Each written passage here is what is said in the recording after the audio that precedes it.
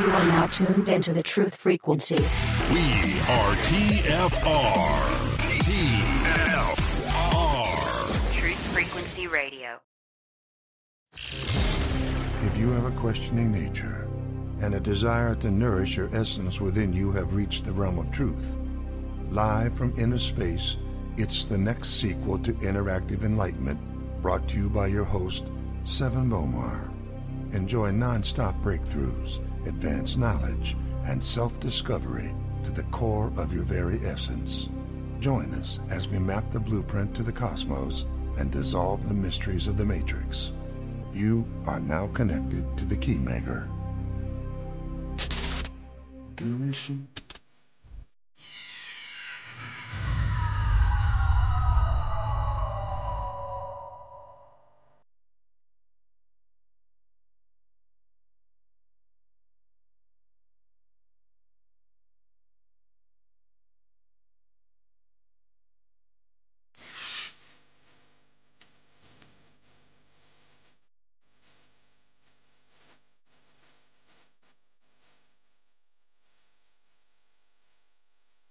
Wholeness and boundless vibrations to everyone, and thank you for tuning in to yet another episode of the Keymaker. It is episode 8, the Revelator. And before I get into this today, we're going to do a little check to make sure that the sound's coming through clear enough and make sure that the audio is configured properly. So if you're listening to the show today and you're utilizing the chat box, then if you can give us a notification that you hear me loud and clear, that would be great. And while I wait on that notification, I just want to say to everyone, thank you so much for tuning in and being a part of this collective frequency that's allowing us to continuously broadcast across not only this world, but multiple worlds. And I say that because I'm sure many of us have already had those dreams to where we're in the dream and we're trying to wake other people up in the dream. I mean, you're just going on and on about how consciousness is alive and how a person needs to get themselves together. And then you find yourself delivering those messages through the dream. So today, what I'm going to do is I'm going to give a really, really good insight about exactly what's going on. There's always something new with the Keymaker series, as it should be, because we're not just creators, we're originators. And there's a big difference to create something. I mean, you can create children, but to originate something, meaning that it begins with you, that is actually the beginning of the unfoldment of the secret of the unbegotten, to where something just comes from nothing. And so what I'm going to do is, because we've talked about a lot of things on these last few shows, and it's been building. Like last show, we started to discuss reverse engineering technology in order to assess the true aspects of the spiritual realm and how the spiritual realm really functions and what could be possibly the inner workings to how our spiritual progress and our spiritual creation works. And we know for sure now that what private industry, third party, governments, military, industrial complexes, et cetera, are doing is they're taking the spiritual knowledge, converting it into technology, and then presenting that technology to everyone. And thus technology has now become everyone's spirituality. I won't say everyone, but people who do get deeply into their cell phone, deeply into the Facebook.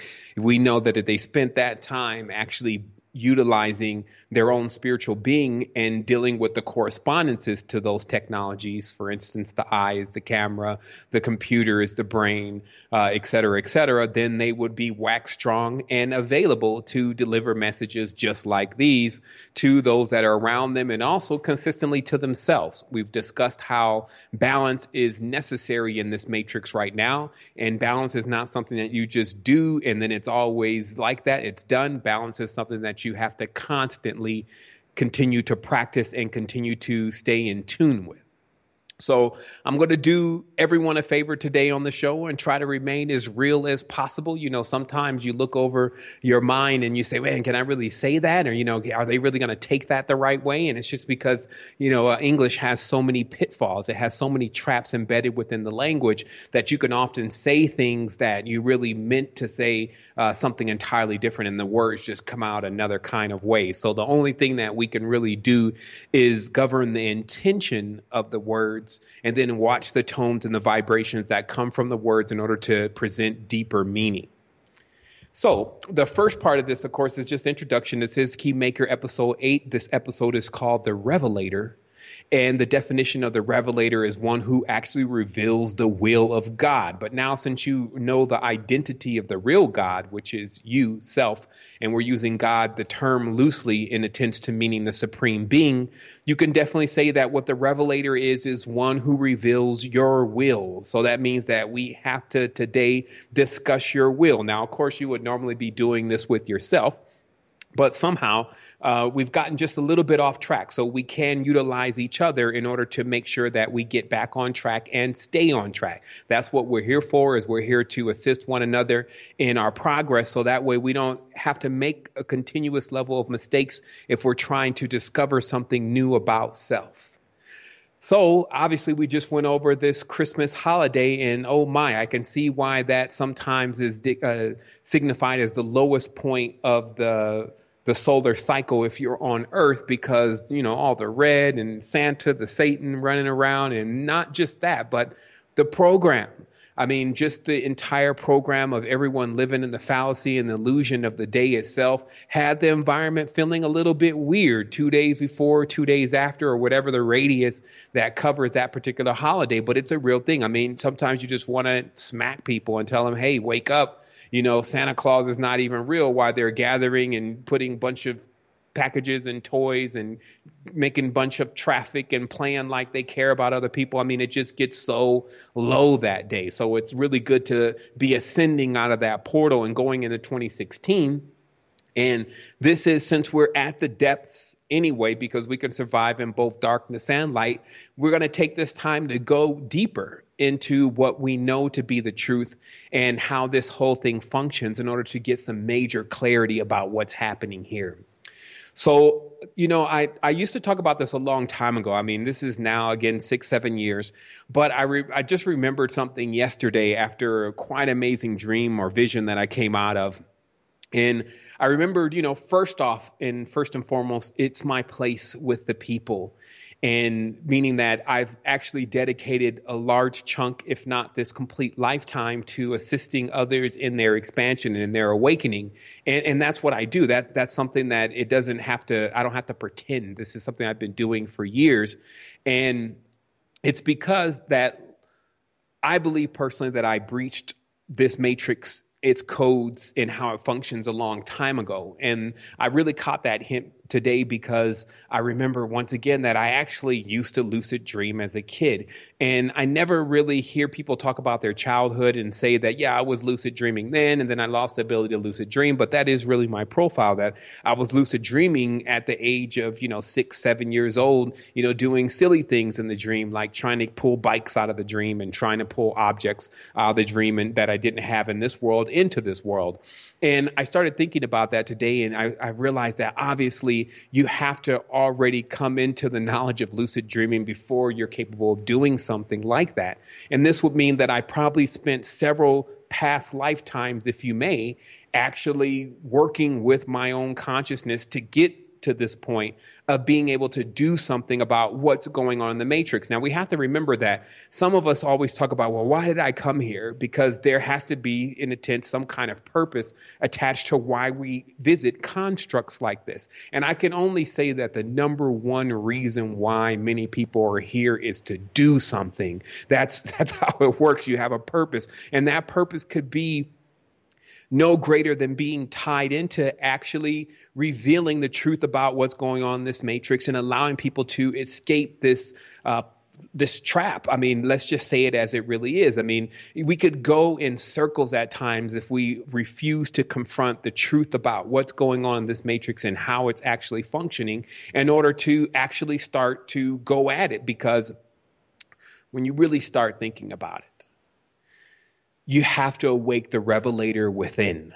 You have to awake what reveals to you your will and reveals to you that as self, that you are supreme. So that way you can restore. And what we call this is the term is indivisible. This means that you're not able to be divided. You don't actually have questions about, when I say you're the supreme, trying to pass the ball, the baton, or the torch onto some other being that is virtually invisible or lived millions of years ago or in the sky or whatever, but more, as they say, be here now. This is about realizing that everything is encompassed within self right here and right at this point.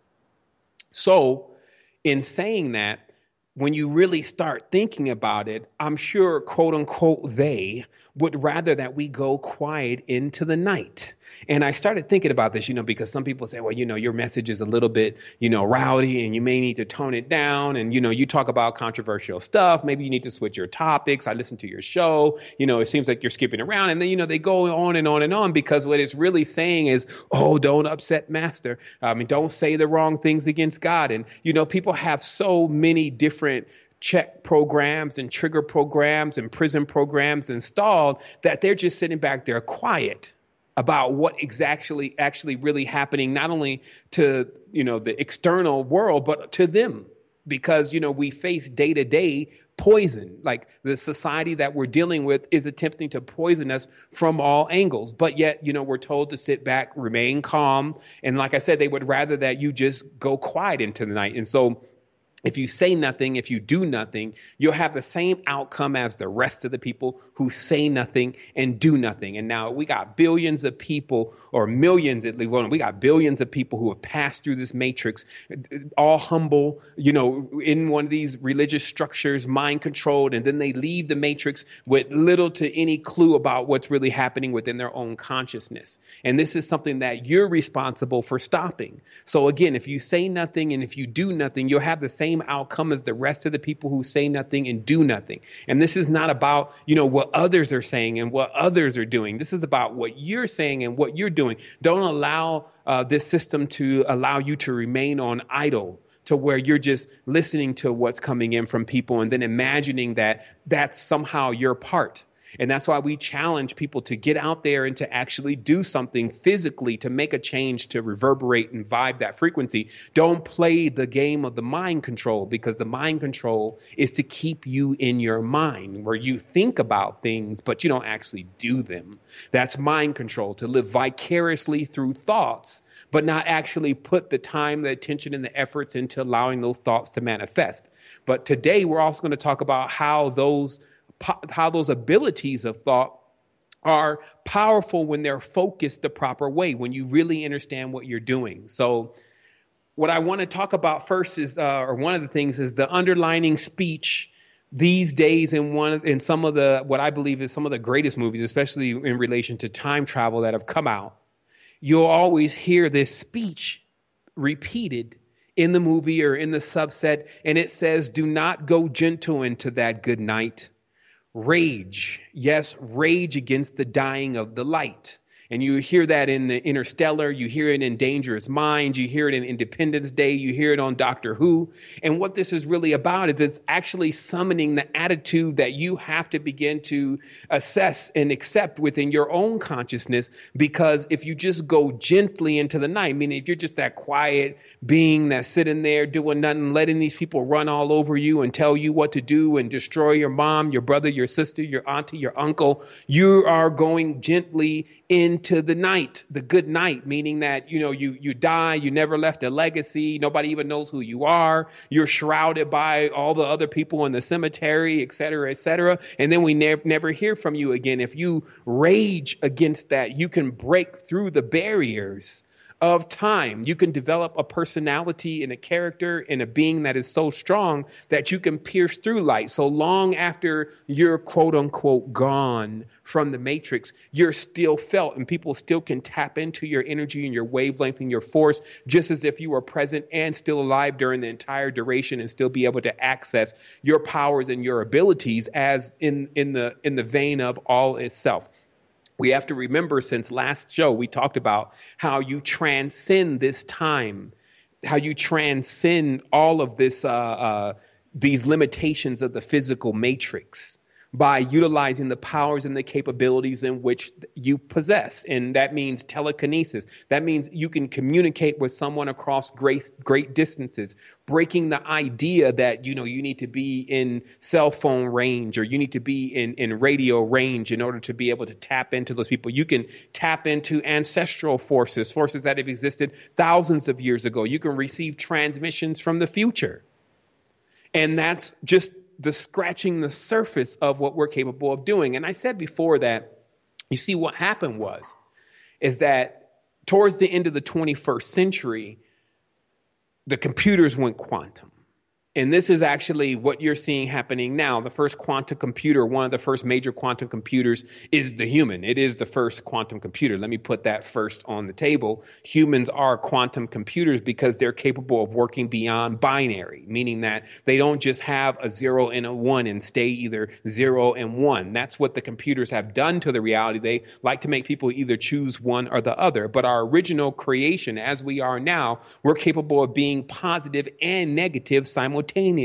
And this is the onset of what a quantum processor is capable of doing. So with that being said, you start to realize that when things go quantum, they break all of the physical boundaries. They break all of the mechanics of even what we call physics, and they transcend those mechanics. So I don't want to get too technical here for people today, but I want you to see that in reverse engineering quantum computing, you now get the total aspect of what's going on in the cosmos and who we are as a quantum creation. Because if you want to use their creation of the quantum computer, is a direct emulation of how the cosmos functions. It's the direct emulation of how your soul actually works. So they give you the mechanics. And so if you sit down, I think the one of the videos that I watched, and you should watch the jargon in this video, is from Idea City. Maybe somebody can pull up that. It's Idea City on YouTube. All you have to do in Google is type in Idea City quantum computer. And then you'll get a recording from a gentleman named Mr. Rose, who designed the D-Wave quantum computer. And what he attempts to do is he attempts to explain in only a language that we can understand, since English has a boundary with trying to explain quantum computing, which I'll explain later of why that's the case. He explains to you what quantum computers are capable of doing. And then when you flip what's being said over into your spiritual mind and start to really assess, okay, well, what's really being said here, you start to realize, oh my goodness, this is it. This is the precipice, because after the digital age comes the quantum, but we're already there. So since we're quantum, this means that you're actually able to receive messages and codes across time. And so what I personally believe is that's what happened, is that around this same time, 6 or 7 years ago, this was started on December the 21st, I started receiving these transmissions in light code in which I went into a high vibratory frequency and then came back or forward, depending upon how you're looking at it, with all this information that took years to unpack and decrypt. So something quantum, it could have been a computer, it could have been another person's consciousness, it could have been me, who cares? Something quantum began to send encoded messages back into the past or back into this segment in time in order for them to be decrypted, to reveal the impending danger of not just the reality being destroyed, but a being's consciousness that is vast. So when you reach quantum, you're actually in a quantum family. So in the quantum family, we're always going to send frequencies, messages, to those who can receive them, signals, if you may, that allow people to grasp that signal and begin to get information and pull it out of the aether. And then it, for a while, seems like their idea until they start realizing, hey, something's synchronistic going on. There's other people around me that are also feeling this same way, getting this same information. And it's because you're tapping into the quantum frequency. And this is only the beginning. What actually is at stake here is the ability to go beyond this construct. See, I see this construct now from what I understand, even just recently, like the movie Predator, to where there's an entire construct developed that still presents certain limitations.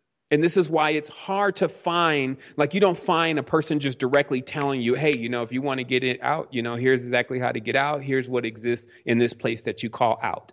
This is something that has to be figured out. And on top of that, it starts to baffle and confuse people about what you're even talking about when you start using the English language.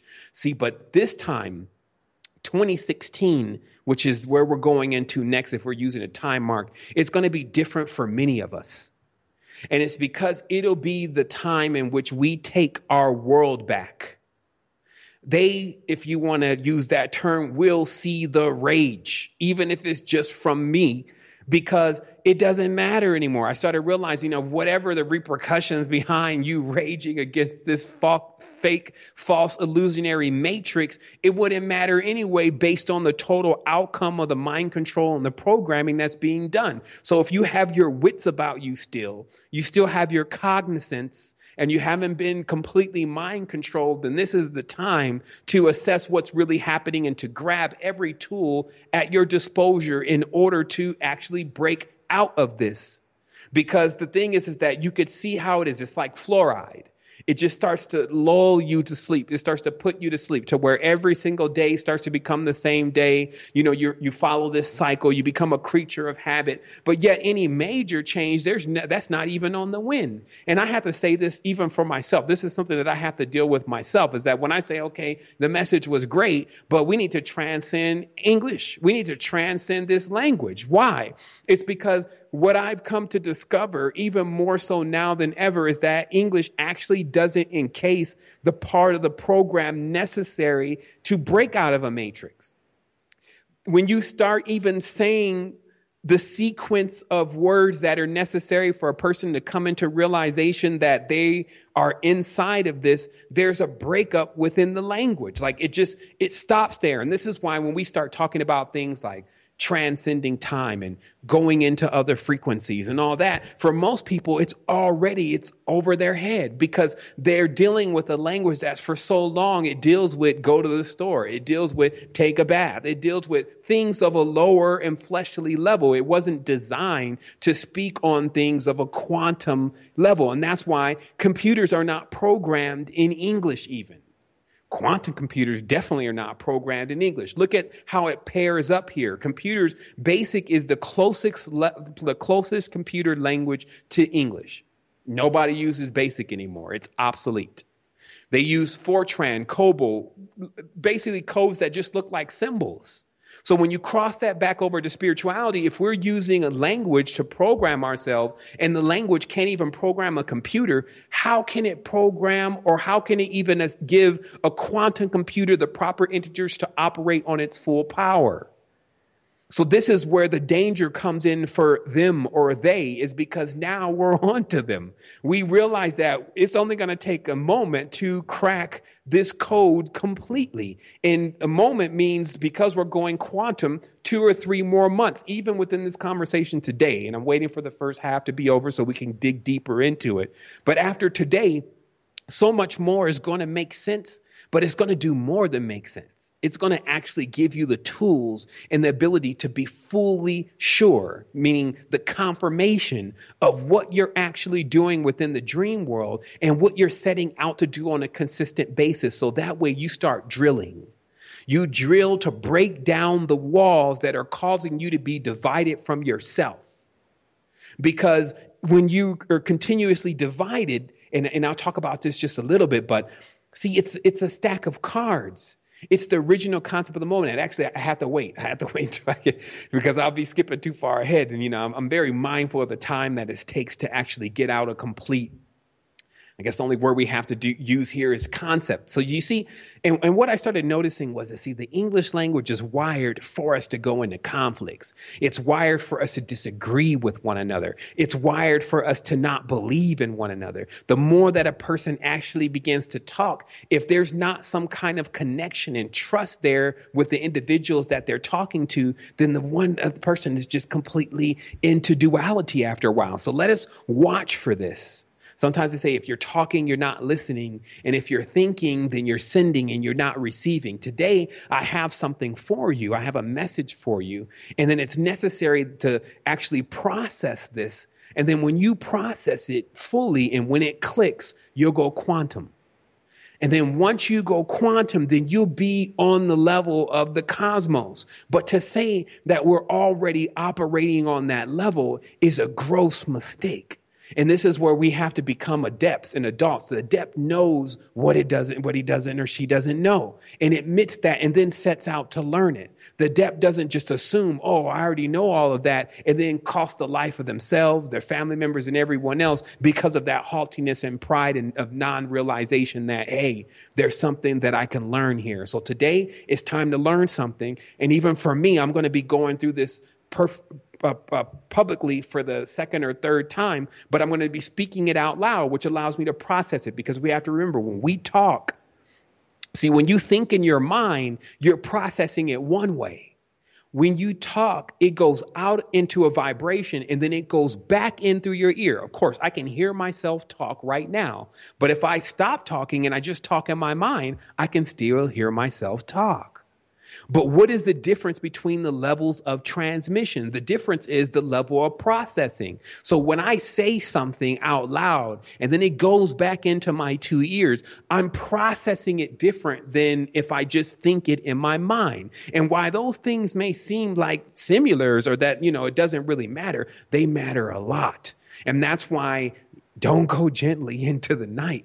Say what you need to say. Express yourself to what you need to, and how you need to express yourself in order to fully confirm your will, because if you don't, you will be guaranteed to have the same outcome of those who don't. But if you do, like I say, if you don't try, you'll fail 100% of the time. But if you do try, then there's that chance that you can succeed.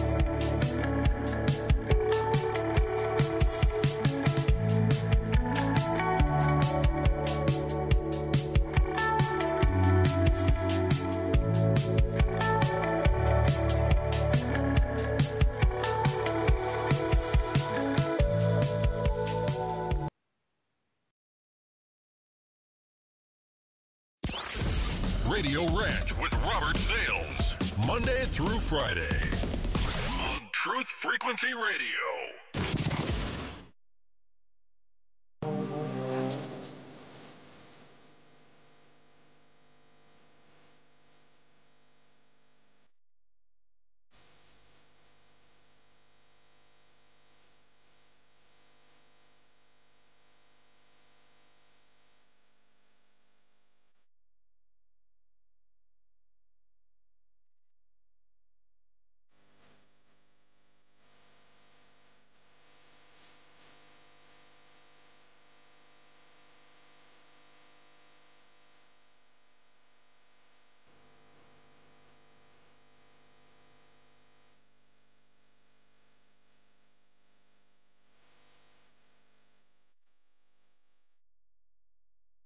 And we're forward, and we're just getting started here. I'm just getting warmed up, and today I'm really looking to just get in depth with the message and to really transmit beyond this language how imperative it is for us to not only understand this message, but begin to communicate. Well, we've always been communicating on the quantum level, but really to begin to access that space as a space that we can all enjoy one another and actually pull ourselves out of this. And a big part of that is actually to charge up. And realistically, my time here it moves so fast. Everyone always comments to when they come in this environment, days just fly by. And, I credit it to the high vibratory frequency, but this also makes it extremely difficult to get an excessive amount of things done. Like we're just doing so much.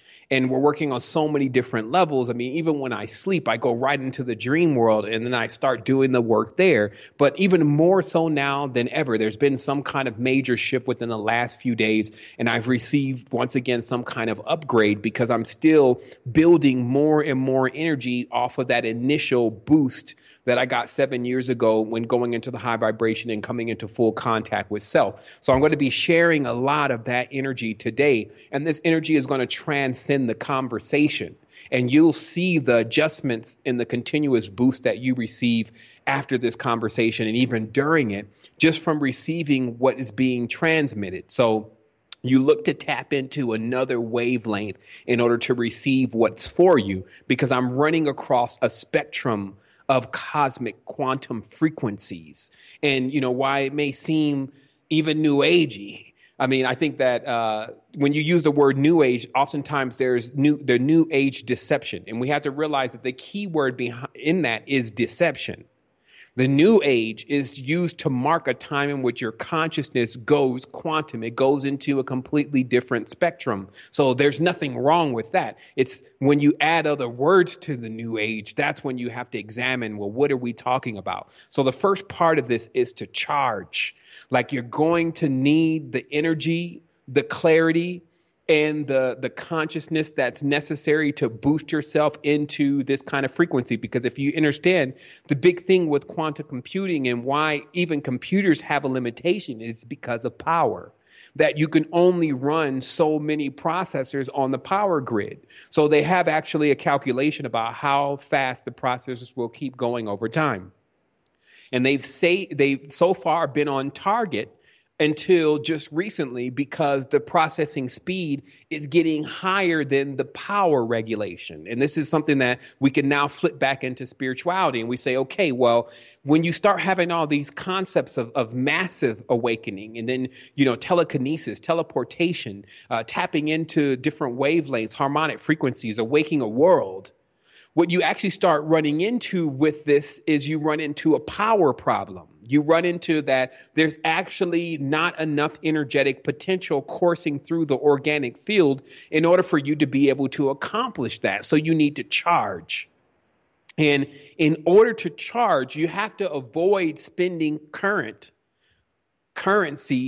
time, energy, emotional energy on things that simply don't matter one way or another. And I'll give you an example of that.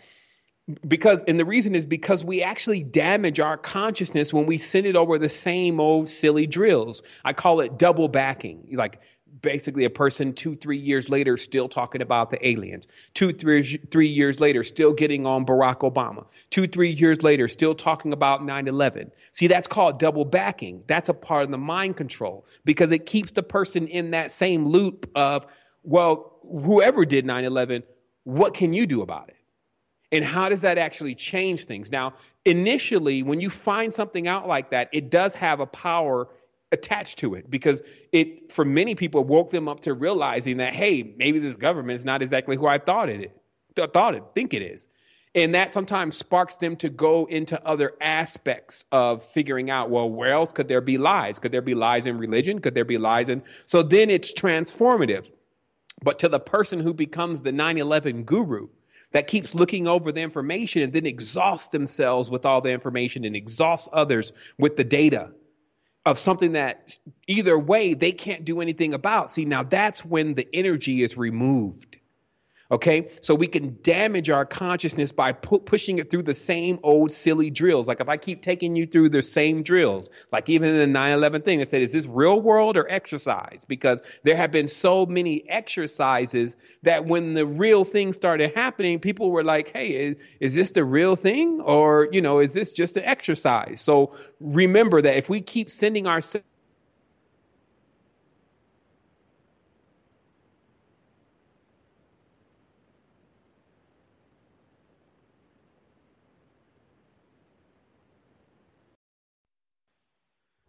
excuse me, I pushed the wrong button. I was actually attempting to keep people from texting me on my Skype while I was on the show. But so if you can hear me, just let me know, and then I'll go ahead and keep continuing.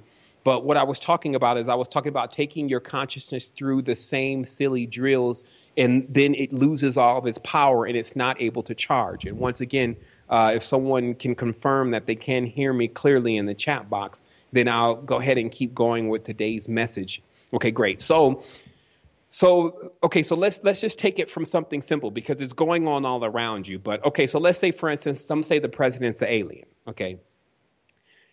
And they spent thousands of hours of their energy and their current and their charge by telling others this, digging into more information, trying to find connections to it, right? But they never realize, because sometimes when you go to the root, you find the truth. They never realize that the whole concept of an alien actually was birthed from H.P. Lovecraft. H.P. Lovecraft comes up with this entire story about the chthonic beings, the creatures of the deep. But if you really understand the entire work, you realize, and as it was written within the work itself, that Lovecraft had this hatred towards blacks and immigrants, Chinese, and propelled his story into the same concept of the subhuman theory, where blacks were seen as subhuman, Serbs were seen as subhuman, Chinese were seen as subhuman, hence the term chthonic, subhumans, right? And aliens as in illegal immigrants, because the consciousness of these people was extremely racist. If you study the entire thing, it all centers around Hitler, it centers around the Nazis, centers around Nordic traditions of white power, and all this kind of stuff is then rolled into this story about these aliens. So then Orson Welles and many of these people who bought the concept of the alien to everyone were inspired by Lovecraft's Chthonian traditions, but which were originally founded on the concepts. And even when he wrote about these aliens, they're very black and they're very ugly. And he was writing his racial persuasion out. Because now what we've come to learn, if you've been learning anything, especially from these messages, is that all is self. So if there's any other life forms out there, they can only be another variation of self. But when we're taught to alienate them, and we're taught to even hate them, to be afraid of them, or even to worship them, or to think that they have some kind of intelligence that we don't have, now it's become the game, the energy draining game. So when you realize what's going on, you'll find that this is actually the big part of quantum computing. This is how your power is being used. Ideas are seated within your consciousness, my consciousness, everyone else's consciousness. They're seated, and then we're left to do all the labors to develop what they're going to become. So then a concept that could be so far-fetched and really off target in regards to what it's actually explaining, hence the alien conceptions and ideas, start to become shaped, formed, and fashioned into something that we actually believe by none other than ourselves. So we see then the dangers of when you're dealing with this knowledge that it doesn't actually even matter. Because if you don't have any real factual information and factual experience, then it actually drains your power. It doesn't allow you to charge up. And this is why, because there's a leak. And the leaks come when you can't actually solve something. And then we'll get into tarot here in a minute. But it's like one card is removed, so there's a hole. It's a hole in the wheel. Okay, so just follow me with this. So if our entire life path is the tarot from the different stages that we metamorphosize through, this is also the zodiac. When there's a concept that is placed into the wheel that can't be solved, we don't know where the aliens come from. We don't know who they are. One of those seeds that don't have a real origin, those are GMO. This GMO seed or illusionary concept is then implanted into your mental, physical, spiritual real estate, your lot of land. That's your allotment. This is what belongs to you, your consciousness. And then it's left there to be developed. And because we are creative beings, we are storytelling beings, if we don't find a place to put it, then we build a whole story around it. But that story will have so many holes in it because it's not the truth. It will have no origins to it. That's what GMO is. GMO, there's no origins to it. You see, so this is how you begin to connect it. So once you have one of these things growing, then you can't actually connect your will.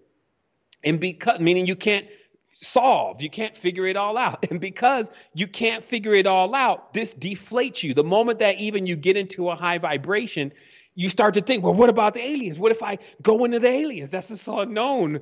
And then because that's where the energy leaks. Okay. So this is how this game is being played. And this is a cold game. That's why I come here to end the game.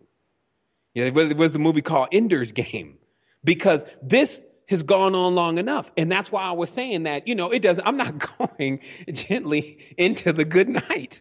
It's just not going to happen. I'm going to rage against the dying light. I'm not going to allow my species, my biorhythm, my ilk, my children, my friends, my family, even these enemies per se, to go into this subhuman state of consciousness just because they're told by someone else and something else that they're not great. When I have now every single factual level of proving this, I can prove it so much more than it can be disapproved.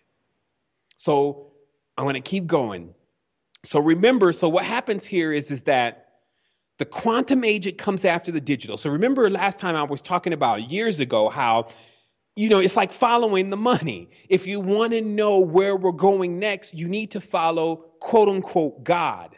The God is what everyone is worshiping. Okay. So people, they hate to admit it, but they're worshiping the money. And this has been going on since the beginning of what we call time, that these elements, as you see, that we went into the golden age, we went into the industrial age. All these are elements, right?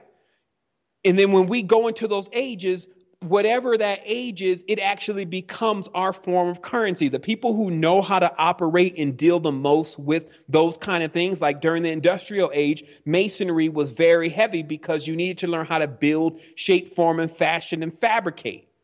When the computer age came, then engineers and computer engineers and people who do programs and all that's come forth. Then when the space age comes in, that's your propulsion. And so all these different ages are actually the form of currency.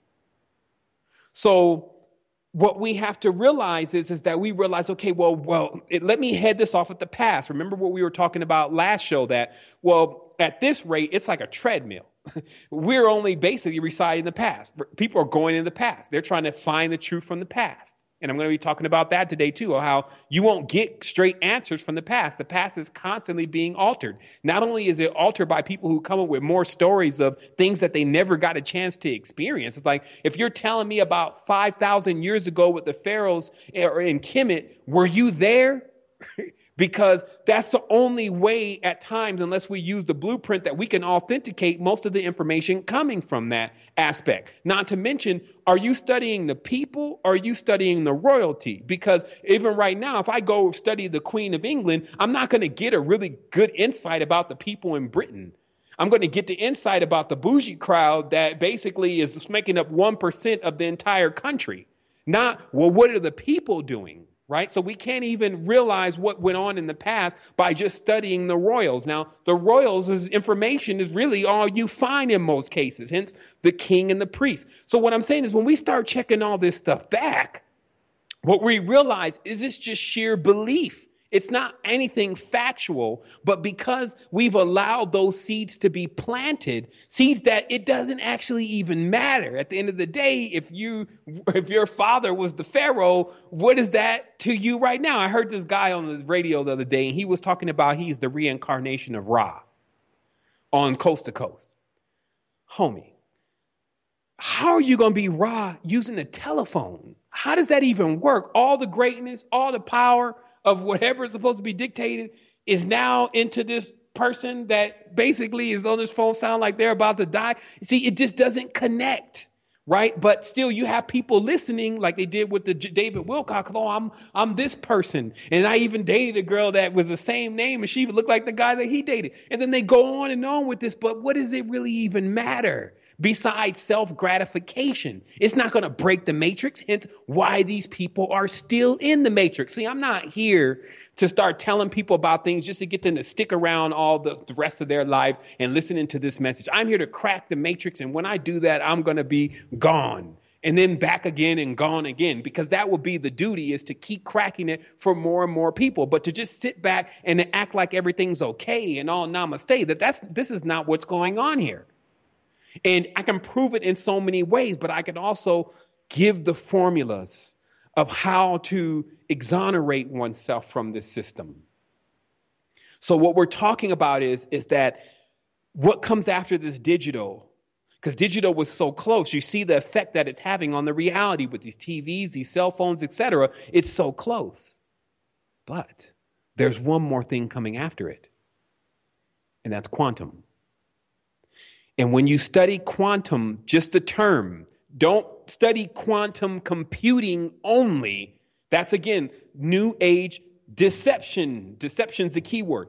Quantum computing. Computing's the key word. Don't study just quantum computing. Study quantum and what it means. And quantum means that you can function and do several things at one time. That's the main definition. You can actually operate on several parallels at one time to solve problems. That's what the universe is doing. Even if universe C is destroyed, universe B has a solution for the destruction of universe C. Universe C is then reloaded and then fixed. So this is like when you learn something from someone, and then that same thing, if you hadn't learned it 5 years before that mistake was about to happen, then you would have just ran into that mistake. That's quantum. Even what you're learning here, you will grow exponentially because it will take you beyond what it may have taken me to actually learn it. That is exponential quantum growth. So this universe, contrary to what they keep trying to introduce, is not binary. The universe is binary. There's binary stars, binary sun. We have a binary sun. And that's the BS. This universe is actually quantum. That's how it's still here. If it was binary, it would have been gone a long time ago, because it would be trying to figure out only which one it could be, not the triplicity, not the hyperdimensionality. And we know that exists now. So what you can also start seeing is that the universe is actually using the humans as the quantum processors. I'll say that again. The universe, the cosmos, etc., is actually using us humans as the quantum processors. So this is how it works. We have our own quantum processor, and we work for a quantum processor. That's the as above, so below connection to it. It's like the greatest job, because not only do you get the ability to have everything in the company, you also work for the company. That's the best way to actually explain it. You have your own company inside of the major company, and they're duplicates and replicas of each other. But if somehow you forget how to use your quantum processor inside of a quantum processor, then you become hosted by that quantum processor. And we've talked about this in the Keymaker series, that if you don't take the reins of your life, then what ends up happening is that the strongest mind, the strongest consciousness wins. And then you end up following in this pattern or this path that's been cut out. And I'm going to be talking about that here in the next stage of understanding this path that's actually been cut out. But before I do that, I want you to understand that the key to the quantum processor is that it can actually do things simultaneously, versus the binary only does two things. Well, so we can do more than two things at once. The binary, it can only do one or the other. You see? So that's what computers like. It's either a 0 or a 1. It can't do both. And the reason why I'm drilling this in is because, see, the quantum, if you study it, that's their, what do you say? It's significant as the motor. It's significant as anything that's ever been introduced into the reality. So that lets you know now that you can reverse engineer that this is that next stage to where if you understand how to calculate this, if you understand how to interpret this, you realize that they're attempting to actually build us. That's like their fascination in science, is to create a live, functioning, sentient being. Is it not? That's the whole fascination with AI. But it's because something is attempting to prove that it can do the same thing that we already do naturally. So it's like trying to crack the code, but in such a malevolent way. It's like See, we naturally have the ability to realize what's going on. Something has gotten itself so artificial that it can't even come into the realization. Like if you watch some of these scientific websites, what I'm talking about is that they're like on Google, they're saying, well, Google purchased its first quantum computer in hopes that it may unlock the secrets to nature. Go look it up. Google purchases a quantum computer in hopes that it may unlock the secret to nature. Oh my goodness. Our ancestors knew the secret to nature already. You, in getting yourself tuned in, especially with any chakra activating substances, mainly breath, can learn the secret to nature, right? So something that we already had access to through our quantumness, they are attempting to create a machine that can actually do that. So it shows you the parallel here. So in your quantum system, you can understand the secret to nature. So to even show you more that the universe is actually using humans as the quantum processors is because we call this collective consciousness. This is why it's always even stated by people that, I work for the cosmos, or I work for the universe. Universe, whatever you want me to do, universe did it for me. It's because there is a sheer understanding in the depth of our consciousness that we actually work in tandem as quantum processors. But here's the issue. You have to remember still that you have the whole, you have everything within you. Because if not, then what starts to play out is this game. Okay? And this game, which is a solar-based game, comes out like a card game. And this card game, which we'll talk about when we come from the next break, they're the stages on the wheel or the house. It's the stages on the wheel or the house of cards. Okay? And this is 52 cards come out. That's 52 weeks in a year.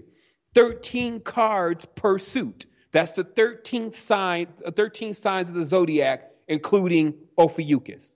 We have a red suit and a black suit.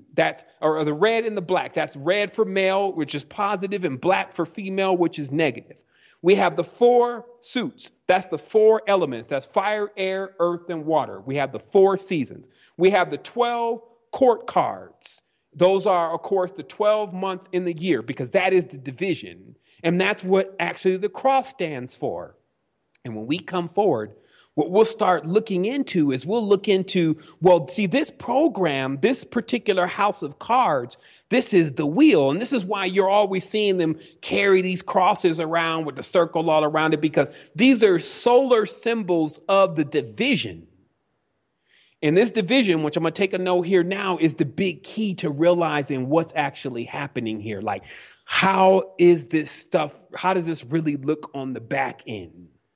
Like, what's actually happened here to put us in this form of consciousness to where we think that we're just one of these characters. Oh, I'm the king of hearts this life.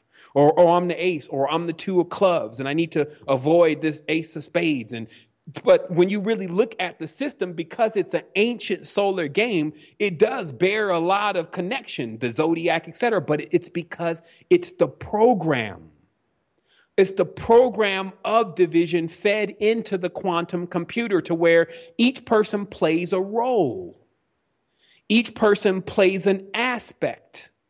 But if you notice, each person has a strength, but they also have weaknesses. Like, let's say, for instance, if you're fire, you're also not water. You have this ability to do all this stuff with fire, but no water.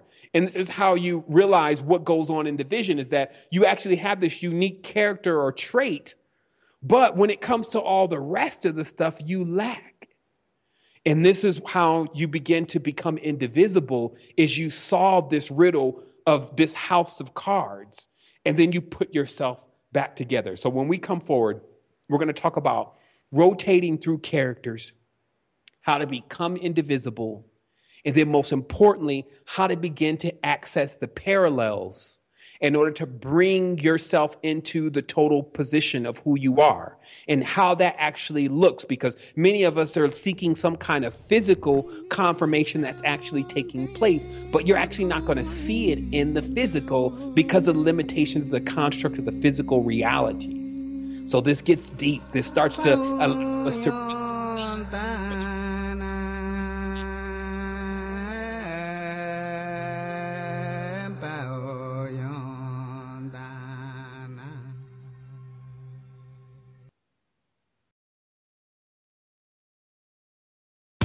You're listening to the Truth Frequency Radio Network. No hate, no hype, no fear.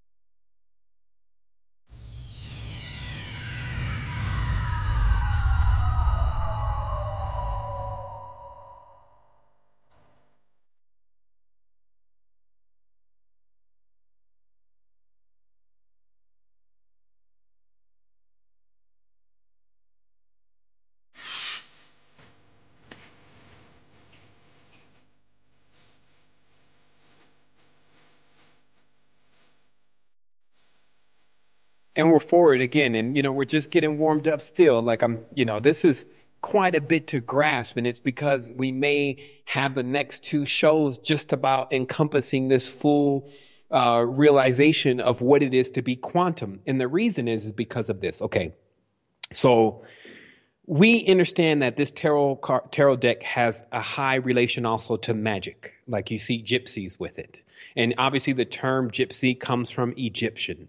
And then this even traces back further to the mathematics that were in Egypt, and it traces further back to what exactly went on with the divisions, the measurements of souls, etc. Because what this actually comes to for in modern speak is the story of the monad, or this actual being that's supposed to be known as the supreme being or God, divides itself or splits itself into two. And then from that process splits into 4 and then to 8, and then accomplishes what we call mitosis. So when you look into that on just a spiritual level, what you begin to realize is what you're getting is the correlation of how we have so many different characters. And what this house of cards really is about. Like I talked about earlier, why is it? It's our time system, the months, the year. It's our personality. It's all these different things because it actually is the division of the monad. And now since we know that there's no Santa Claus in the sky as God, white beard, etc., that it's actually we're talking about us. What you can begin to realize is that you're a house of cards. Except in this particular reality, you're playing generally one card. And all your other cards are strewn out across multiple parallel realities. And I'm going to prove this by fact. Today, when you get off the phone, you're going to know 100% that there's other realities. Some people have been waiting on this, that they had the little sign say, I want to believe. They've been waiting on this, but today, beyond the shadow of doubt, you will know that there is another reality, at least one, that does exist. But more than that, it's a complete 360 degrees of realities. And what you have the opportunity to do when you become indivisible is to begin to collect yourself from those realities in order to become a prime. And then when you become a prime, you actually are fully collected. You don't have the same division going on, so you transcend time. Because remember what we're talking about. When you go quantum, that's where telekinesis, all those kind of things are working on a quantum level. That's why it's all about simultaneous. You need to be able to tap into several different lines, several different minds. This is where all that comes from. So let's make it literal and logical here and realize that going quantum gives you this ability to transcend time. So you don't need to be worrying about, am I going to die? And what is everyone else going to look like? And all those things are, once again, burning energy, decharging you because you're worrying about things that don't even matter. The goal is to become completely connected, to become completely collected, okay? As we term it, remember. So you have these stages on the wheel or the house of the cards. And this creates in our consciousness time. Because every time we look at what we can't do, then we start to gander off in times to when we will be able to do that. Or when we see parts and traits and characters from other decks, pieces of cards in the deck, we then think about them and how they can do that and we can't. But then when we start to realize, well, wait a minute. And that's why I say, hey, are you playing with a full deck? Because it's the truth. Are you actually completely collected, or are you still divided? Because the divided God actually has that issue of the divided human has the issue of not being able to access totality. Isn't that the divided God, or the Demerger story is more or less trapped in a hell-like state? This is any human that is divided, is trapped into illusionary planes because of the madness that goes along with not having all your powers and abilities. Now, that same madness is replete within most of the questions that I get, all of our feelings about this matrix and not being able to access the power that we truly know that we have. But this is how it all connects. So, also, what you notice with the tarot is that there of each card, so let's say, for instance, 2, there's a 2 negative and there's a 2 positive. And I want to explain it like 2, for some people, it means duality. It means conflict, right? But 2 also means friendship. 2 also means connectivity. So there's this positive side of 2 and there's this negative side of 2. And you'll find that all the numbers have that there's this positive and negative side to them. And I'm going to be starting semester 2 off with really drilling into the full meaning of each of these numbers. So what happens, though, is when you get into the negative side of a number, so this is how the numbers work. 1 negative, 1 positive, 2 negative, 2 positive, 3 negative, 3 positive. You see, so it works in that sequence. So if you go backwards, let's say, you go from 3 positive to 3 negative, then from 3 negative to 2 positive, from 2 positive to 2 negative, then from 2 negative to 1 positive. You see? So what actually happens when you get into the negative aspect of your character is you go back a number, let's say. We're just using this on a hypothetical level because, many of us know that 0 seems to be the most powerful. But we're just talking about this from a contextual level to be able to come into the realization of what's happening. When you go into the negative aspects of your character, you go back to your previous stage, per se. And then, but you go into the positive of your previous stage. So this is like, okay, if you go back, you're on the top, but if you go back down, which is less for you, but still a positive aspect of the previous number. And I don't want to make this confusing, but just understand that when you go into your negatives, you go back to your next jump down is actually back to the positives. And this is how the whole thing works. This is how the whole system works. So what happens is when you begin to see these are parallels, and that you're actually this divided God, you begin to start to see that, well, wait a minute. This means that my other aspects of me I'm actually in tune with most of the time when I'm in this dream. And because remember, if you're talking about a whole spectrum, you have a whole spectrum of different characters out there that are all still you. So there is a fully negative, dark side of you that is running around abandoned, running around one of the parallels. You have a completely positive, ultraviolet source of yourself that's running around one of the spectrums. And then what we do at night, because we have all these walls between us and these characters, is we vicariously live through these different decks of different aspects of these frequencies, these degrees, based on our own energy. Like, so if you're negative that night, then you go into maybe the negative aspect of who you are on another parallel. And this is so serious because we actually spend so much time sleep. You start to realize that, hey, this is actually an accessible plane that I can do work on. And when you start realizing that, that's when you start connecting things. And then so the first 2 times around, or the first time around, then the second time around, that's 720 degrees. And when you do 720 degrees, you actually start seeing 2 of things in the reality. Meaning that you may see someone in the room and then go to the next room and the person's in the other room. And you'll be like, wait a minute, that person was in the other room. Because when you first make your first circumference, your first anu, you can still visually see the duplicates. This is the onset of merging parallel realities, is that you actually start seeing duplicates in the reality. But as you keep going further up, you actually don't look anymore for physical confirmations because it's transcending physicality. So what I want to tell everyone today is, remember, this is only 3,000 years of domination.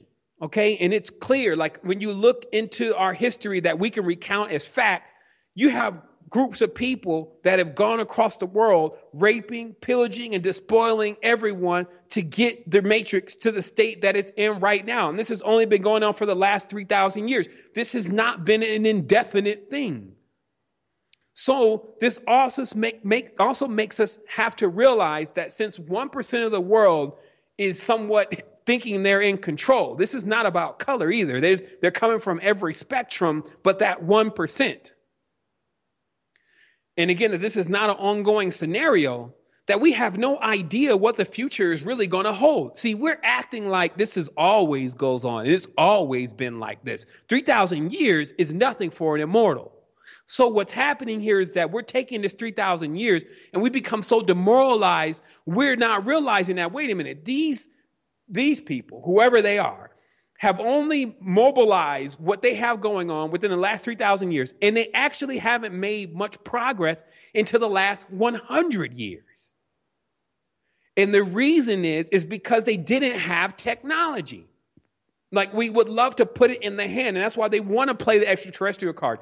They're doing us just like they do to people over in the Middle East when they show them these comic books and these X-Men and these weapons and these video games and them going out and destroying them with these futuristic weapons and all that. That's all mind control, because it makes these people think, oh my goodness, if we attack them, they're going to call Captain America. We don't know what's going to happen, what these people have. But see, they've been doing that same game, playing like they have power for thousands of years.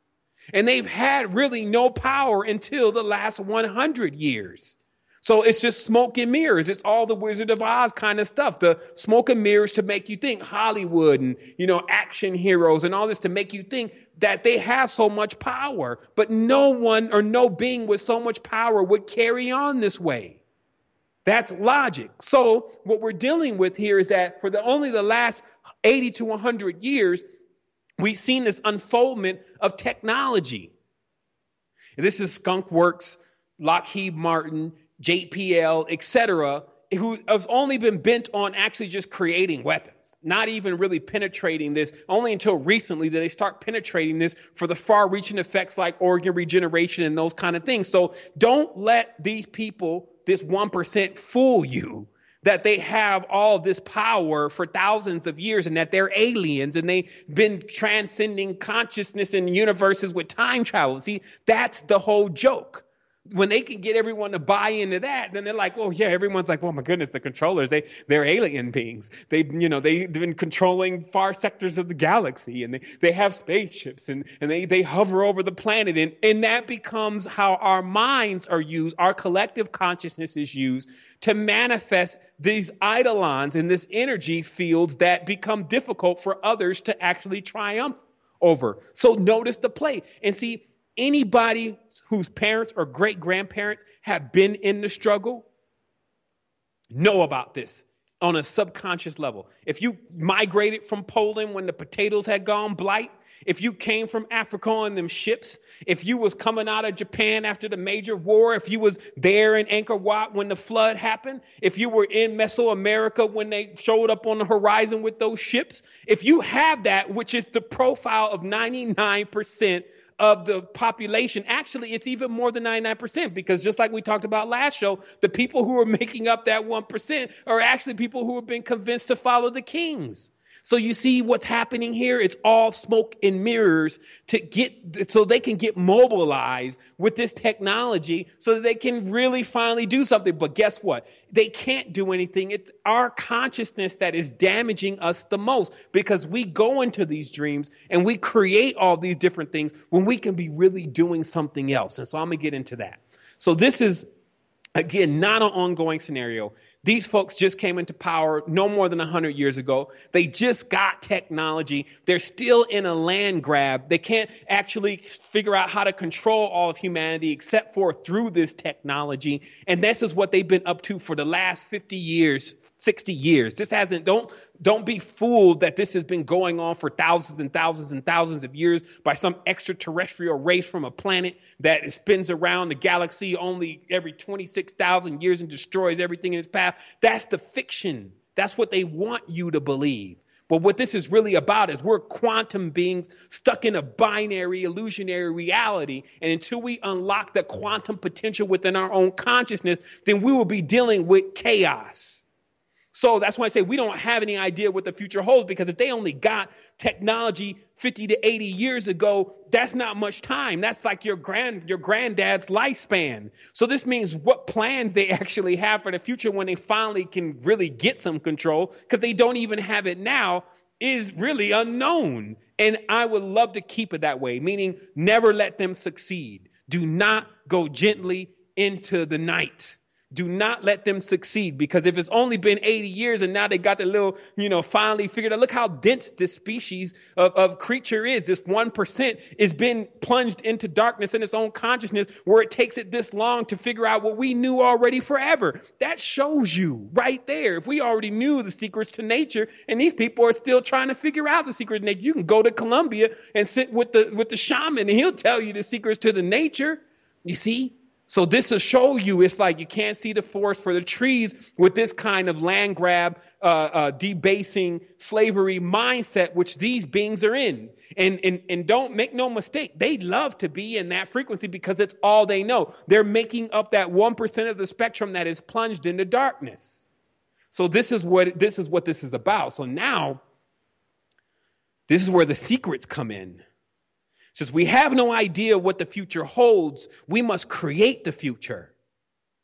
And time travel is possible through quantum technology. It is quantum technology that works time travel. They got a new movie coming out called Synchronicity. I just saw the previews to it. And I'm just wondering, well, why doesn't somebody just start making little B-rated movies and at least take some of these names that these people are, now they got Synchronicity. Now they got Interstellar. And you see what I mean? So it's all because we're not acting. We're just sitting back like, hey, we're powerless, like one card in a deck, feeling powerless when you're the whole thing.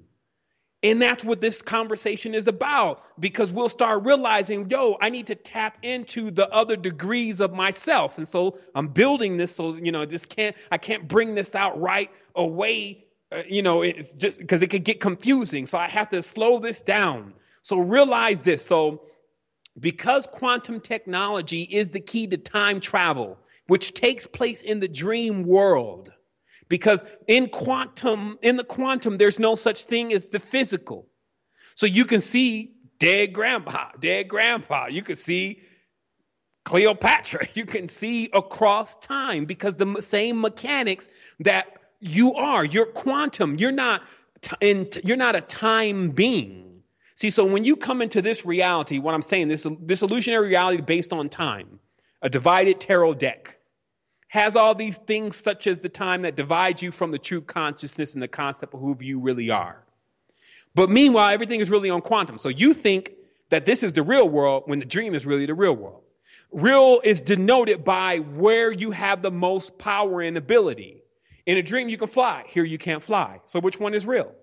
See, real is determined based on where's the most that you can do. And you know that because when something happens that is impacting, you say, man, that's real. But when it's so soft and you can't even see it, then that's illusion. But in the dream, because you can be in there crying, you can be in there listening to different things, and you can be in there doing so much that you cannot do here. When you weigh the two, you start realizing if you weren't being so susceptible to programming, to where you start using your dream space to plant the seeds of these false illusionary consciousness, like aliens and all this kind of stuff, abductions, etc. All that time and energy could be spent collecting yourself on these other wavelengths, receiving knowledge from yourself on these other wavelengths. And again, because quantum technology is real and our consciousness is being used to move things around in the past, this leads to what we call the Mandela effect, the Mandela effect. The Mandela effect is when things have been altered from the past to where something that once was one way, only few people notice, but it's not the same way anymore. It's like, well, shoot, the Mandela effect was named after in one timeline when Nelson Mandela died. In this timeline, Nelson Mandela is alive. Mandela died in prison on one timeline. And in this timeline, he died another way. So you see, this thing is, you have to be a stickler for detail. You have to be very conscious. There's a website called the Mandela Effect, and it lists all of these kind of synchronicities. And I found 80% of them to be true. But this happens, rather than getting stuck on that. Because remember, some of this stuff, it can boost you. It's going to boost you, but you can't ride on that. You have to let that take you to where you go next. Don't stay stuck. It's just a level on the ladder. But once you confirm the Mandela effect is taking place, then you understand it's quantum technology. So this means the past is altered. So if you look to the past to try to answer things, if you look to this immediate illusionary past to try to answer things about yourself, it will continuously be moved around and you won't find anything firm. So you must tap into the quantum because that form of time travel is not physical. It operates on the same mechanics as thought projection, telekinesis, those kind of things. That's the vehicle that you can travel through time. Do you see? So when you're trying to take your own physical body through time, it can't go. It doesn't have that kind of mechanics. It's not designed like that. Everyone in the reality thinks that, oh, shoot, I can't time travel with my body. So that's solid. But those who tap into their hyper state of consciousness use their hyper state, that vehicle, slicker and more aerodynamic than a Bugatti. They use that vehicle to travel through time. So last night, I was doing it. Last night, I was in this, you can't call it a dream. It was like a vision. And I was listening to this song called Never Gone by Tupac Shakur. And I'm listening to the song and it's moving me to tears because the song is so deep. And then I'm holding this instant animation device. And how this device works is what's being audibly played on the screen, you see an animation of it through themes. So when the beat of the song changes, the color and the theme of the application changes, allowing you to immerse yourself deeper into the song.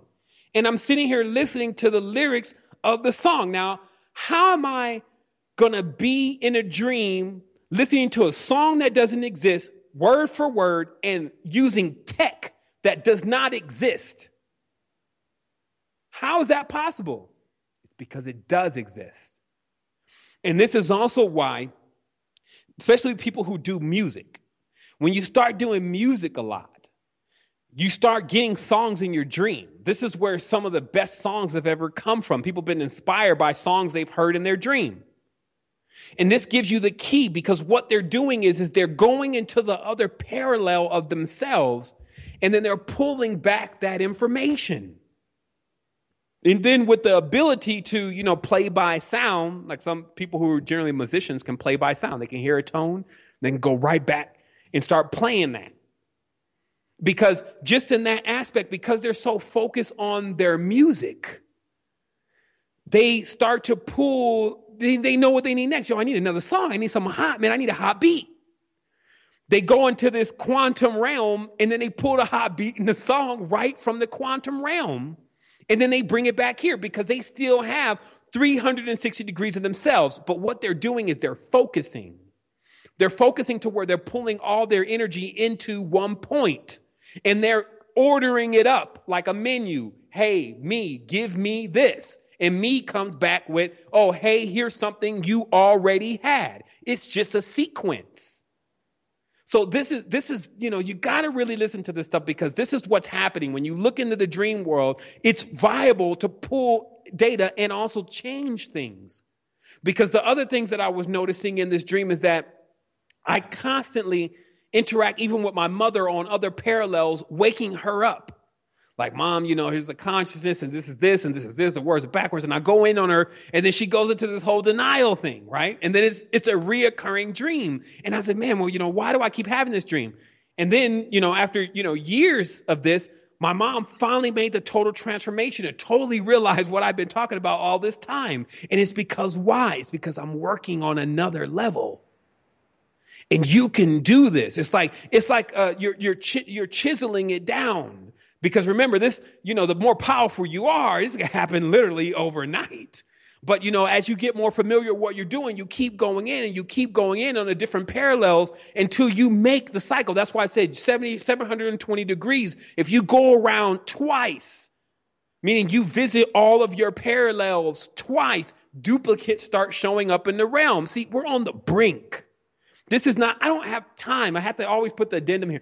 I don't have time to be playing around. I'm not going to be playing around in the matrix where they're killing folks like they're doing in Gaza and like they're doing over there with the people migrating from the countries. And I feel those people. I know what they're going through. That's the reason why I cannot just sit back over here comfortable because, maybe my life is roses, but other people's lives aren't. So that to me means, oh, man, I'm not going to sit back here and I'm not going to take a break on this and I'm not going gently into the night. I'm going to crack this thing, even if it means me needing to get another set of consciousness. Anything I have to do to break out of this illusionary matrix and to break others out of this matrix, that's what I'm here for. I'm not here to play game, to talk about the same thing over and over again. I must crack through. And it's because of that we start to realize, hey, there's some kind of connection going on here with the technology, the spirituality, et cetera, et cetera. Let's reverse engineer this and get the blueprint. So when we come forward, we got one more segment of the conversation today. It's going to get even deeper. Wholeness. Let's hear it in a minute.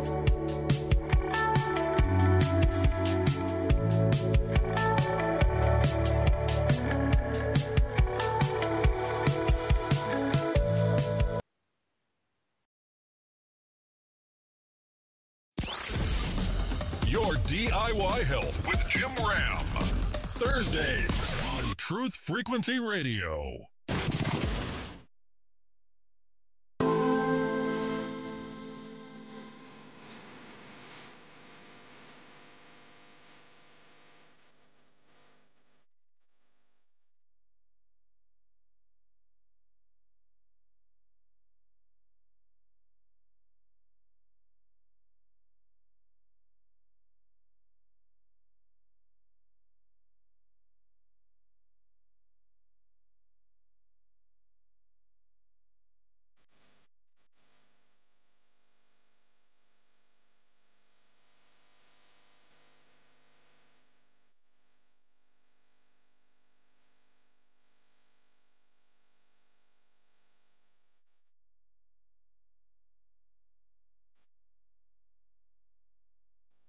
Wholeness, we're forward again, and we've actually made it to the last part of the show. And man, I just feel like it went so fast. Like I haven't even got into questions yet. So kind of speed up a little bit here, just so all of it comes forth. But the first thing again to remember here is that the language, okay, the language doesn't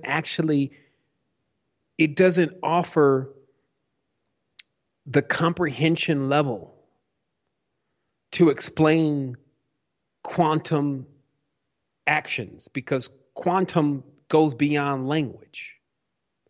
So what this means is this means that how the reality is designed is that it doesn't actually have a door out, because everyone thinks that they think. That's the thing. It's because everyone's thinking and using language as a communication with themselves, it leaves no exit to the matrix. This is, again, like a predator construct to where, you get shrubbery, you get plants, you get animals, you get sunlight, you even get elements and minerals. But when it comes to the full comprehension of how to exit stage left, it's just not available. And it's because of the limitation of the construct of the language. And the only way that you can transcend that is to begin to go quantum.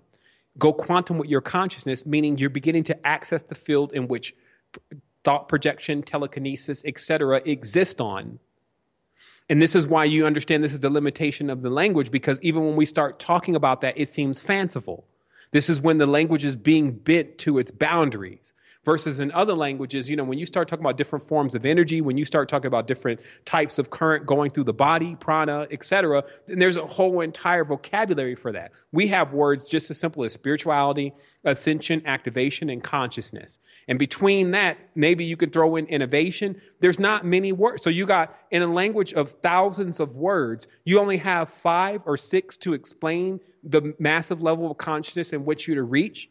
And then those are encrypted and construed so much that even they don't even give an inkling of insight of what actually needs to be done. Not that words ever were very useful to actually causing the effect of what spirituality in the quantum stage does. And this is because quantum manifestation does not function on language, just like even computers don't function on basic anymore, meaning the computer language that is closest to the English language, or programming code that's closest to the English language, i.e. basic. Nobody uses basic anymore.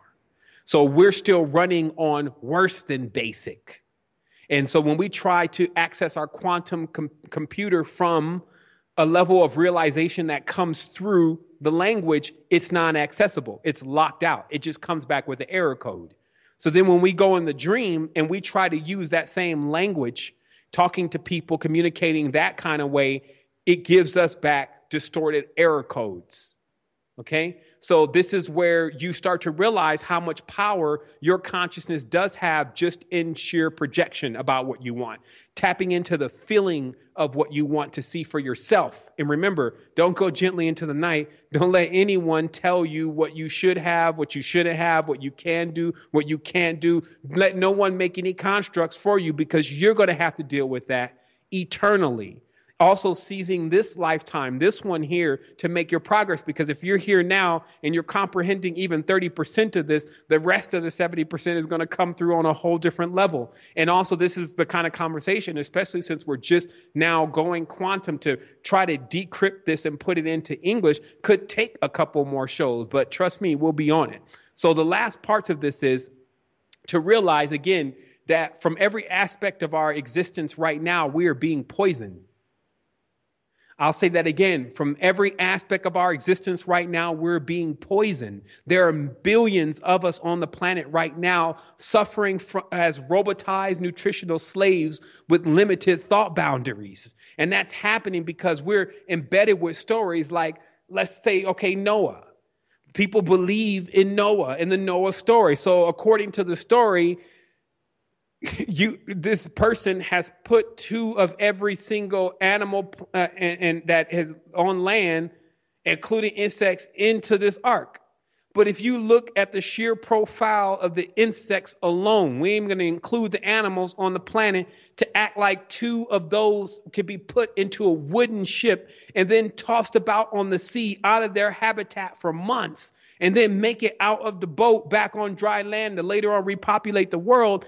That shows you the depth of the mind control. And remember, billions are involved here. So then when you're in the atmosphere of billions of mammals, human beings with souls and quantum computers on board that are completely unaware of what they believe in and who they are, and they've been reprogrammed, now do you see where you are?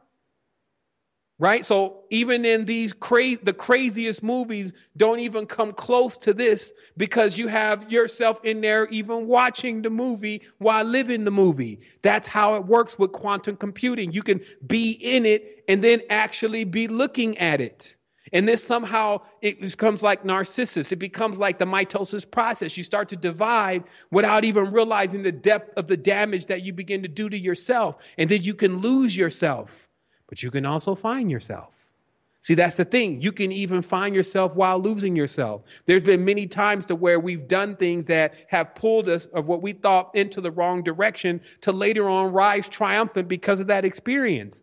That's quantum computing. But let's just say that's going quantum.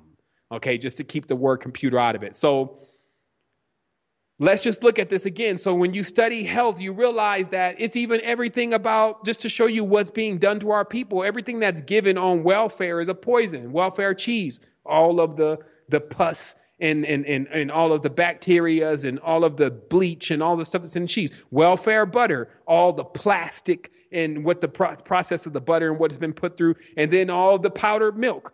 You see, so even alone, cheese, powdered milk, and butter is the worst poison. You will kill anyone with that or leave them in what's called temporary sanity. You can even read this in the books of the FDA, that the chemicals being used cause temporary insanity. But if the person is eating it all the time, that temporary insanity becomes permanent.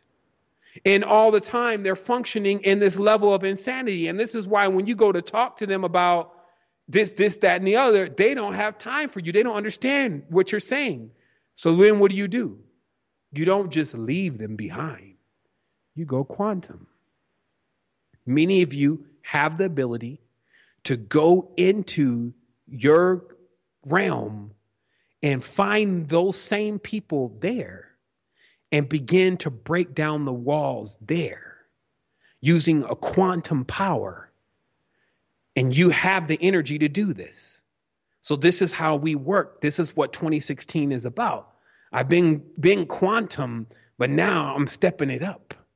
So answering some questions here. David Alexander asked if I stay awake. And now this question was pretty complex because basically what the person is asking is if they stay awake all the time, will they somehow get access to more energy? And what I think I began to answer this question last conversation. I wasn't able to finish because we didn't have enough time left. But to clarify, sleep deprivation, it shows that the human being does begin to hallucinate, because what happens is when you break down the physical body, it basically taps out. It goes to sleep. And then what remains is your mental body and your spiritual body. And this causes you to begin to see things that the spirit body and the mental body are more apt to seeing, since the body is not holding your consciousness as much. So this person continues with their question. When we are awake, are we spending currency or energy? If we stay awake longer than 24 hours, will we have access to more currency? And, again, there's some slight misconception here about how it works. But just to clarify, our energetic consumption while awake and sleep comes from our engagement with the reality and how emotionally taxing that can be literally. So our current is taxed literally with how much emotional energy, especially negative emotional mostly charged energy that we're putting into something. So just because we stay awake longer, it doesn't mean that we'll have access to more energy. Since if you don't sleep, more than likely anything you're engaging in, you'll be performing very poorly on the physical plane. So to make things even clearer, we have a great deal of energy mismanagement via emotional strain. And just the brain gym, thinking about things that don't even matter, the Hanuman, the monkey mind, the deck of cards, altering into different states of consciousness, but never becoming indivisible. So if we want to actually build energetic currency, we need to avoid those things and not think it's just a game. Okay, well, I'm going to tune into Buddy's conversation about X, Y, Z. I don't even want to get if anything I say right now, most of the time it's going to be somebody out there doing it, and they're going to be thinking I'm talking about him, because there's just so many people beating their heads against the wall. But the thing is that this is costing us. And that's why I'm sitting here and I'm like, well, look, I'm always willing to try something different. So I have an open mind, and that open mind is so vast, it allows me to say, hey, quantum computing is actually the system the cosmos is running on based how this guy is explaining it. Let me go ahead and decrypt the entire thing and see if there's anything in there, if there's any jewels. And sure enough, the jewels become, this is not running on an actual language. And that's what's allowing it to go quantum. And it's using parallel realities to extract resources. That's what the guy's saying. We're using quantum computers to extract resources from parallel worlds. The guy says it in the recording, the creator of the largest quantum computing system right now, D-Wave. So what this means is that when you reverse engineer it, instead of going into duality, when you let it propel you, what's being said is that you can access yourself on other parallels in order to pull back in all of your resources to prime. And then when you have that, you become indivisible. And when you're indivisible, now time cannot hold you. Done. All this whole conversation is just to explain that. So lastly, what I meant by, because the person did comment that I talked about how depths don't sleep. So what I meant by depths do not sleep is that it's known that mastery of meditation allows you to remain on the same frequency when technically asleep versus awake. So you don't actually go into theta like most people. So like when you start breathing the proper way, your body kicks in and starts doing that even when you're asleep. So it rides you into higher frequencies and then allows you to remain out of theta. And when you're out of theta, it's like you're still awake, but you're to everyone else sleep. And this gets you into the continuum. This gives you full access to the dream world as a consistent lucid dream. So you have the ability to interact with total consciousness uninterrupted. And that's what the conversation is about today. So you actually decide, well, I need to go and speak to so-and-so on the other parallel. This is just getting ridiculous. They're beefing with me here because we're speaking this English language and they're completely confused. I need to go and talk to the other version of them that actually is harmonic with where I'm at. You see, so because what happens with everyone is they have some harmonic. See, on the realm right now, people hang around who they're closest like, and they get away from people who are the furthest like them. But if you're a whole deck, then there's no one to get away from. You see what I mean? So just understand the reality, people function within their own suits, within their own elements, and that's who they have around them. So on other realities, though, they may be fire here, but on another reality, they're water. So if something needs to really be conveyed, especially with compassion, then you go visit them there. And you say, well, listen, on the other parallel, we're just totally not seeing eye to eye. And there's no suspicion about why. And it's because this one's been hacked. So when you hack one of these, it can create walls and division between all of them. I mean, this is a very sensitive system. We don't actually have any idea. We can say we do, but we don't have any idea of how many of these matrices other human beings are trapped in. But what we do have an idea of is how to free them, because that's all we need to know. You see, I don't need to know how many matrices my biorhythm is stuck in. I just need to know the formula of getting them free. This is what I mean by realizing where your current is going and how emotionally charged you are. Like if you're getting charged on negative energy by just, oh my goodness, this happened to thousands and not millions of cosmoses and blah, blah, blah. And then, but what can you do? You need to get to what you can do. So the next question is, Lauren C. asks, in many words, how do I choose my next go around in the next life, since I don't want to be in a mind control matrix anymore? And so I take in the pointers from the day. We realized, and this was for last show, when we think about the time and attention it takes to control every aspect of our lives and our current condition, we are often deterred and think it's too complicated. So we would rather go with the cookie cutter version that the society in many instances gives us. And that means the cut path in society: Christmas, tarot decks, cards that lead, paths that lead nowhere, etc. So we need to know that what we're asking for when we say that we want to create our own reality and be prepared for the work and the labors that come with creating the creations that we host. Meaning, think about it. When you say, well, I want to be in control of my own reality, because of if you're trying to do that as a card or a character, it's going to collapse your deck. But if you tap back into the totality of yourself, then you're prepared for the works and the labor. See, the annual is known as the works and the labor. Some even call it the works and the labors of Hercules. This is because when you are going through these different aspects of yourself and learning more about yourself, it's work, it's labor. It's like delivering a child. So this is what's meant by this whole process, a cycle that we must go through to birth ourselves. But we need to understand that, hey, this is a real thing, though. This is not words. This is not that fictitious word game that people play. Like they say, you can rap and you can talk all this crazy stuff, but when the guns come out, are you actually there with the gun too?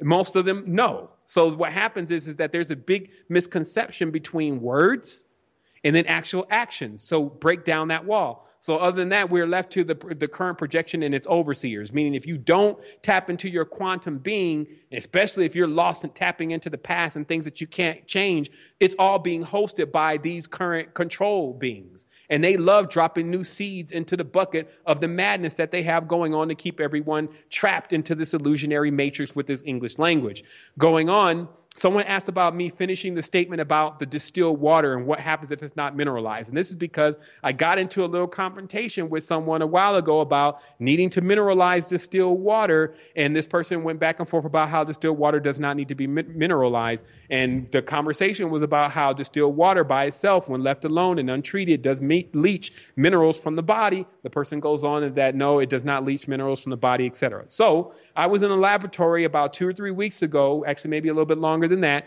and they had all sorts of weird machines in the laboratory. This was about, millions and millions of dollars worth of equipment, and one of the things that they had was real water. This water was $250 a gallon, And I said, wow, why is this water so expensive? I just thought lab water was when the water was, it was very clear. And he said, well, first of all, water is never really clear. You can get it. Most people are down to parts per million. We need parts per billion. Now, this water is now down to 150 or whatever parts per billion. And I said, well, wow, but can you drink that? And he said, man, if you drink this water, maybe a teaspoon, but if you drink a whole cup, you'll die, because it will immediately basically explode in your body with trying to extract and bond with as many minerals as possible, because that's what water is always looking for, to bond. It's looking to bond with minerals. So this proves if the water is already low on minerals, it's going to try to bond with more minerals from your system. So somebody asked me, or two people asked me to finish that, so I'm finishing it for you. Remineralize, because there is a real thing. You need to know your knowledge, not going off with somebody, this is how I feel. There's so many people that go into this is how I feel about it, and this is what intuition, but none of this intuition and feeling that they have is based on anything real. That's the GMO. So we have to be careful of that. So person says, you mentioned avoiding chakra opening substances around digital sounds and electrical environments. I do work in a studio with music, and there's a lot of digital sounds, but I use chakra opening substances to boost my creativity. What should I do?